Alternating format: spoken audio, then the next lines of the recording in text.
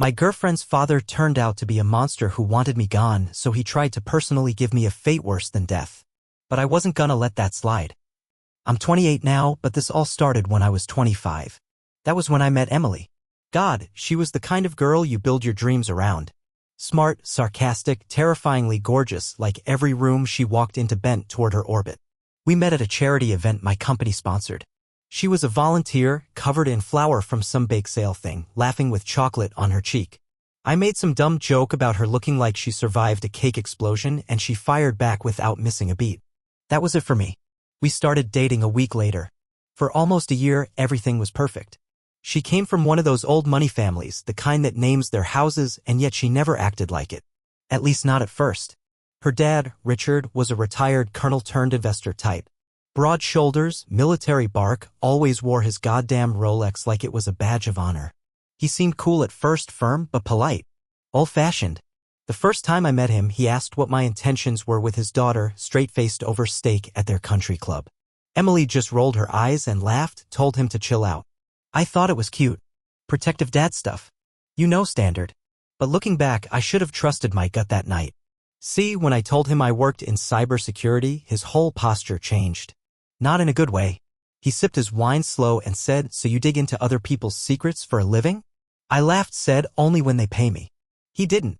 Over the next few months, he started popping up more often. Randomly stopping by our place. Calling Emily late at night. Once he accidentally sent her a job opening for a position in London, even though she never expressed interest in leaving the country. But Emily always brushed it off. "That's just my dad. He doesn't know how to let go," she said. I believed her. I wanted to believe her. Then things started getting weird. There was the time we were supposed to meet her parents for dinner, and her dad told the hostess that my name wasn't on the reservation, that it was a family dinner, and I wasn't technically family. Emily made a scene and we left, but it felt performative. Like she wanted me to see her fight for me. Only later did I learn she stayed and ate with them after I left. Then I noticed he started calling me son in this sarcastic way. Like, "Well, son, you've really made an impression," or "Son, you don't know how this world works yet." That word started to feel like a leash. Things escalated when I proposed. Emily said yes. She cried, hugged me, kissed me in the middle of that little cliffside park we loved. But her dad? He didn't even pretend to be happy. "You're rushing. You don't know what you're doing. Marriage is a chessboard and you're playing checkers." That was what he told me when we were alone. He even offered me $25,000 cash to call it off. Yeah. You read that right. I laughed at first. Thought he was joking. He wasn't. He opened a drawer in his office and pulled out an envelope like it was Monopoly money. My hands actually shook. I refused, of course. I went home, told Emily. And for the first time, her reaction felt off. She didn't get angry. She didn't even seem surprised. She just said, "That's crazy," and poured herself a drink. That night was the first night I couldn't sleep next to her. Over the next few weeks, the pressure grew. I get accidental calendar invites to solo events Richard was hosting, all while Emily was working late. My boss started acting cold, distant. I lost a key account that should have been a slam dunk. I didn't think they were connected. Not then.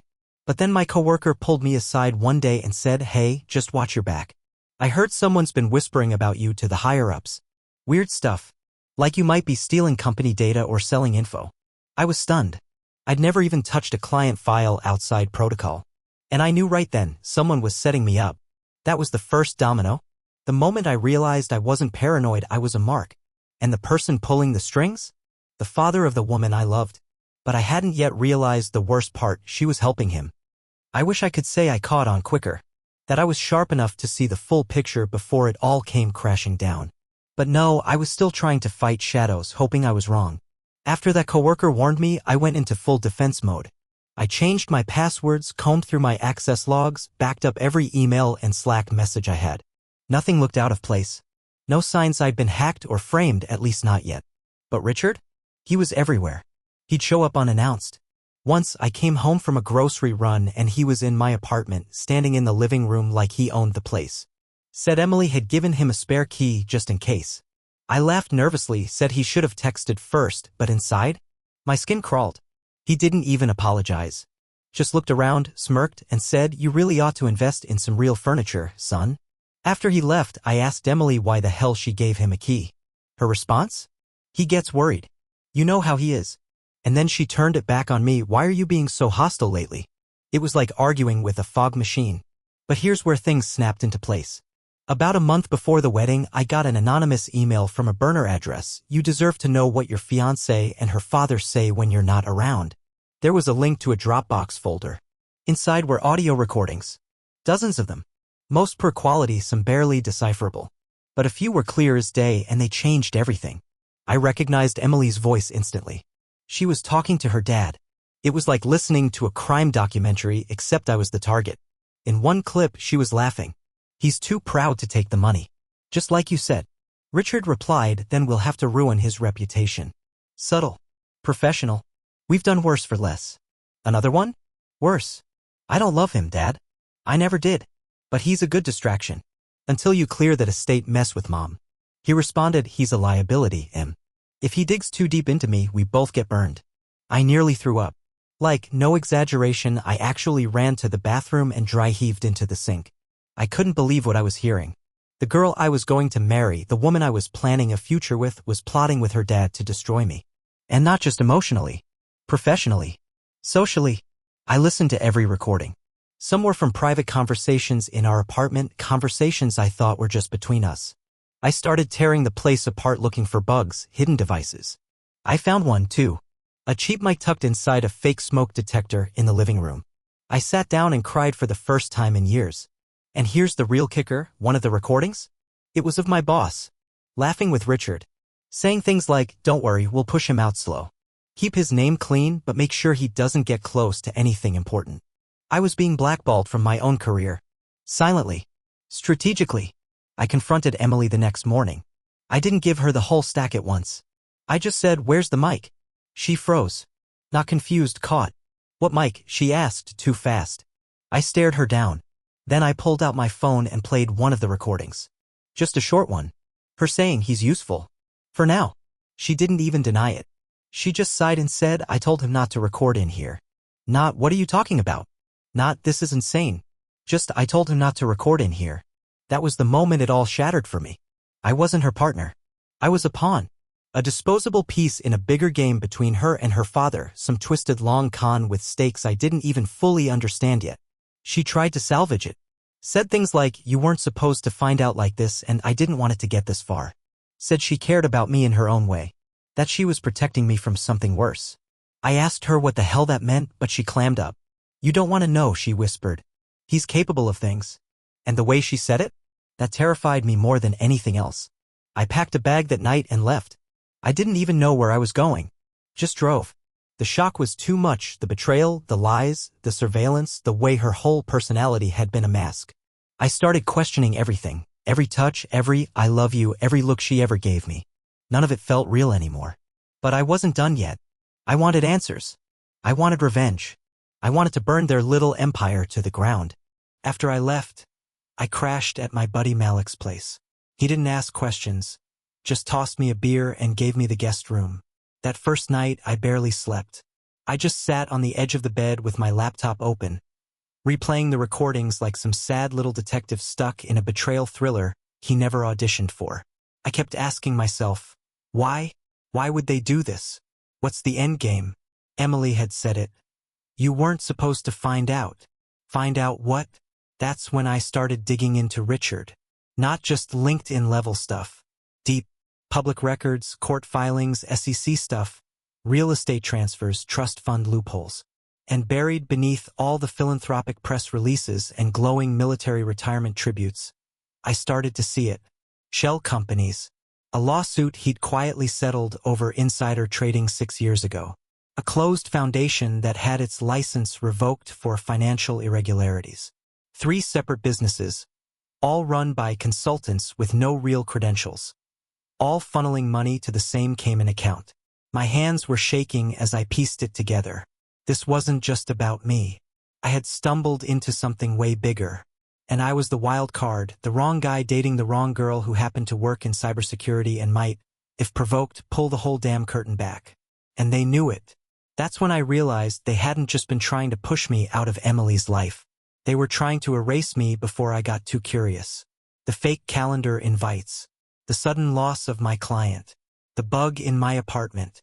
It wasn't just psychological warfare. It was an operation. A damn coordinated op. And Emily was in on it the whole time. So I did the one thing I knew they didn't expect. I played along.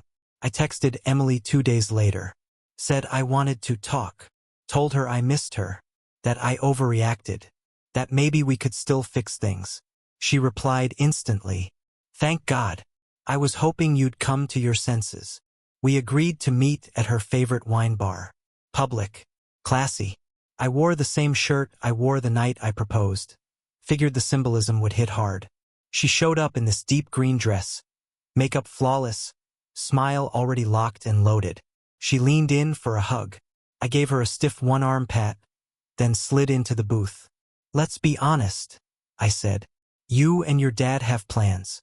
I got in the way. She blinked, calculating. It's not like that. Sure it is, I said calmly. But here's the thing. You two screwed up. I placed a flash drive on the table between us. Every recording, every email trace, copies sent to 3 people. One of them's a journalist. One's a lawyer. The third? I'll leave that a mystery. Emily's face didn't flinch, but her hand gripped her wine glass just a little too tight. You're bluffing. I smiled. Try me. She stared at me for a long time. Then, and this part still sends a chill down my spine. She laughed. Quietly, coldly. You think this scares us? She said. You have no idea who you're dealing with. Maybe not, I replied. But I know who you are now. And that's enough. I stood to leave. That night, I sent a heavily redacted version of the evidence to a contact I had from a digital forensics seminar. Just enough to verify what Richard had been up to. The guy emailed me 2 days later. This is way bigger than you realize. You need to be careful. I went quiet after that. Changed my number.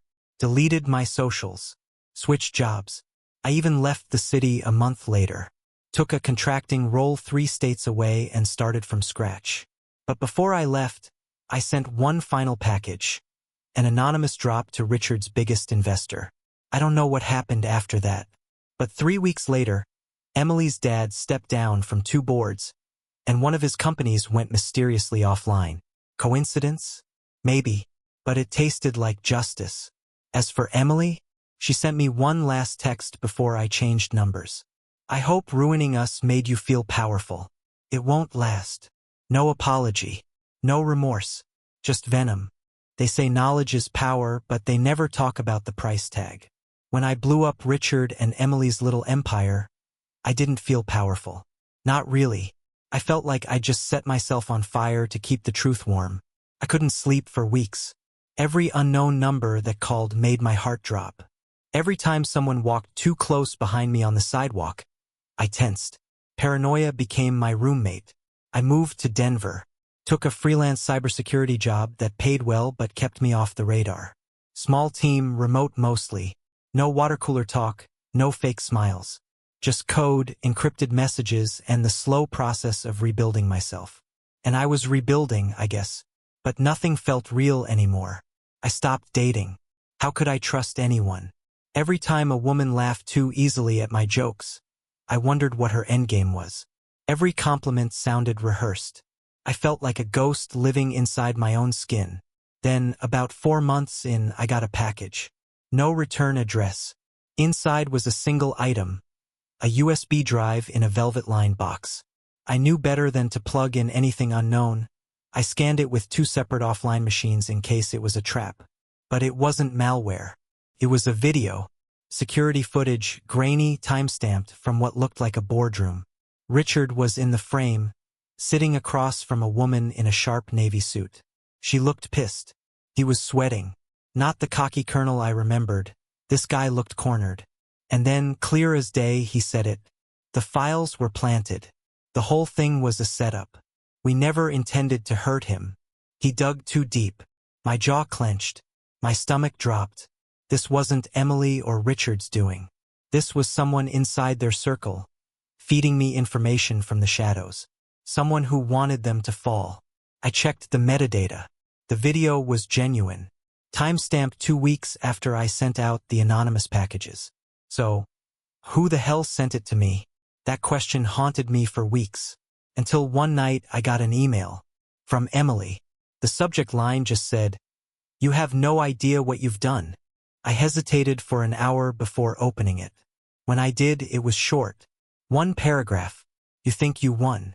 But my father wasn't the only one you burned. You've made enemies you don't even know exist. Walk away now and maybe they'll let you be forgotten.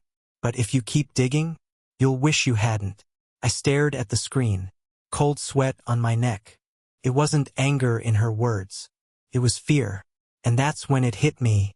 Emily wasn't just in on the scam. She was a prisoner of it too.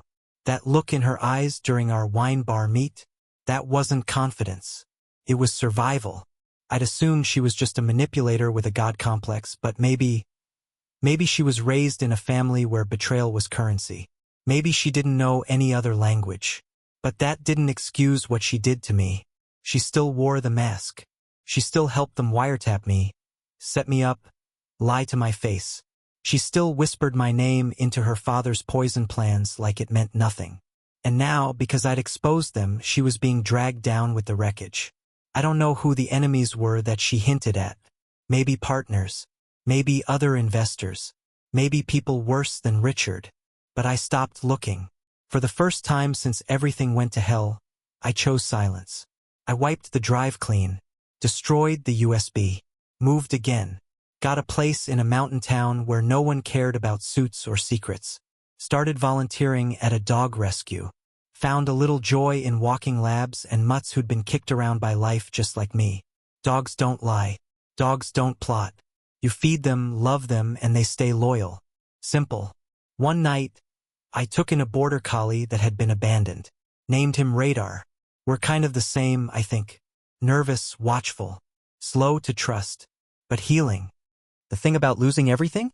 You finally see what matters. What's noise and what's real. For the first time in years, I didn't wake up to anyone else's expectations. No passive-aggressive texts. No Richard breathing down my neck. No Emily playing sweet and deadly in the same breath. Just me, Radar, and the stillness of mornings that didn't feel like ambushes. It took a while, but I stopped checking my email obsessively. Stopped watching my back every time I walked into a coffee shop. The mountain town wasn't a fresh start, not really, but it was a soft reset. And in a life as scorched as mine, that was enough. I didn't tell anyone where I'd gone. Not Malik, not my parents. Hell, I barely knew where I was half the time, just that it was far from the storm. I kept a burner laptop with me. Not to dig anymore, I was done with that, but to document. I started writing down everything.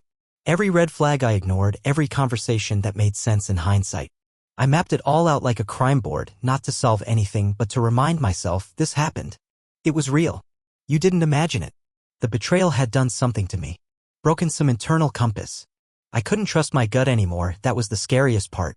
I'd always believed I was good at reading people. Careful. Quiet. Observant. But Emily? She played me like I was the one reading from a script. She said she loved me. She made me dinner. She whispered about baby names. All while coordinating surveillance with her father while they plotted ways to blackball me, erase me, replace me. And the worst part? I think there were moments, real ones, where she actually did love me. Or something close to it. But it didn't matter. Not when she chose him every time. Not when she watched me unravel and said nothing. A few months after I settled in the mountains, I started having dreams about her. Not the romantic kind. The gray ones. We'd be in a room together, sometimes our old apartment, sometimes her dad's country club, and she'd be smiling, asking me to dance. But when I looked down, the floor was gone. Just blackness. I'd fall, wake up in a sweat, Radar pacing the floor like he could feel it too. One morning, I got a letter in the mail. No return address again. But I recognized the handwriting immediately. Emily. Just 3 pages. Neatly folded. No postmark. Hand-delivered. I know you think I'm the villain. Maybe I am. But I was raised in a world where the truth is a liability. Where love is a tool, not a gift. I learned early that survival meant keeping secrets, even from myself. I did care for you. That wasn't fake. But I chose the easier path. And I won't ask for forgiveness because I don't deserve it. She ended the letter with a line I'll never forget. Some people are born in the fire. Others are thrown into it. You? You walked out. I burned the letter that same night. Not out of rage, but because I didn't want to keep a souvenir from hell. Some people frame their scars. I prefer to let mine fade. I didn't respond. I couldn't. Because the truth is, she was right. I did walk out. Barely. Burned, paranoid, and damn near emotionally bankrupt. But I made it. And somehow I kept the part of me that mattered, the part that feels things. The part that still believes in honesty even if I don't know when I'll trust again. Some days I still catch myself thinking about what could have been. If she had chosen differently. If Richard had let go. If I hadn't been so naive. But those are just ghosts, echoing down a hallway I've boarded up for good.